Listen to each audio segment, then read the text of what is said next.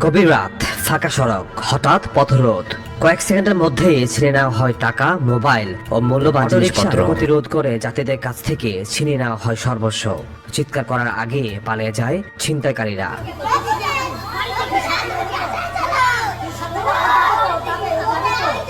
ছিনতাইয়ের এমন ঘটনাগুলোর মধ্যে গত ফেব্রুয়ারিতে কুমিল্লায় আলোড়ন সৃষ্টি করে কাস্টম কর্মকর্তা বুলেট বোরেগি হত্যাকাণ্ড। রাতের শহরে ছিনতাইকারীদের হামলা শিকার হয়ে প্রাণ হারান তিনি। ঘটনাটি নাড়া দেয় পুরো জেলাকে।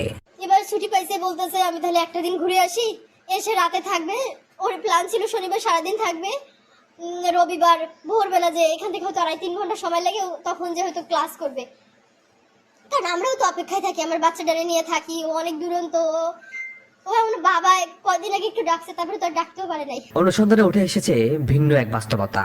সম্প্রতি গ্রেপ্তার হওয়া একাধিক ছিনতাইকারী অনলাইন জুয়ার সঙ্গে জড়িত।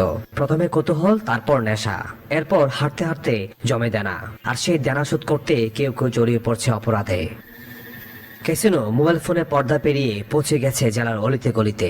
দ্রুত ধনী হওয়ার স্বপ্ন দেখানো এই ভার্চুয়াল জুয়ার আসর অনেক তরুণকে ঠেলে দিচ্ছে ঋণ, নেশা আর অপরাধের অন্ধকারে।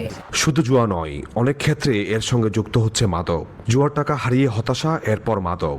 আবার মাদকের কেনার টাকাও জোগাড় হচ্ছে ছিনতাই ও চুরির মাধ্যমে।